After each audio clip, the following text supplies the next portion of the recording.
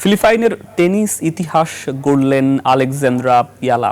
বৃষ্টি বিঘ্নিত Washington DC tennis ওপেনের ফাইনালে হারিয়েছেন শীর্ষ বাছাই জেসিকা পেগুলাকে। এই জয়ের মাধ্যমে প্রথমবারের মতো কোনো ফিলিপিনো খেলোয়াড় হিসাবে ডব্লিউটিএ স্তর একক শিরোপা জিতলেন ইয়ালা। একই সঙ্গে ক্যারিয়ারের সর্বোচ্চ র্যাঙ্কিংয়ে উঠতে যাচ্ছেন ২১ বছর বয়সী এই তারকা। বিস্তারিত জানাচ্ছেন মাহফুজ মুকুল। বৃষ্টি ব্যাঘাত ঘটিয়েছে, কিন্তু থামাতে পারেনি আলেকজান্দ্রা ইয়ালার স্বপ্নযাত্রা। ফাইনাল প্রায় ৩ ঘন্টা দেরিতে শুরু হওয়ার পর টানা বৃষ্টিতে স্থগিত হয়ে যায় ম্যাচ।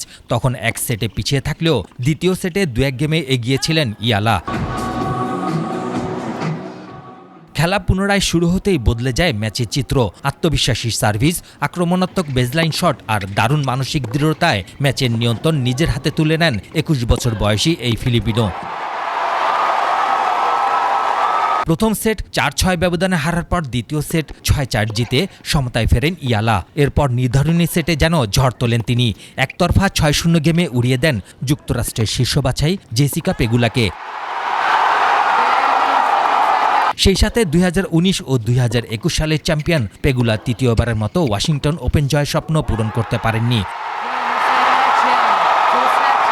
এই শিরোপা শুধু একটি ট্রফি নয়, ডব্লিউটিএ ট্যুর স্তরের এক শিরোপা জেতা প্রথম ফিলিপিনো খেলোয়াড় এখন আলেকজান্দ্রা ইয়ালা।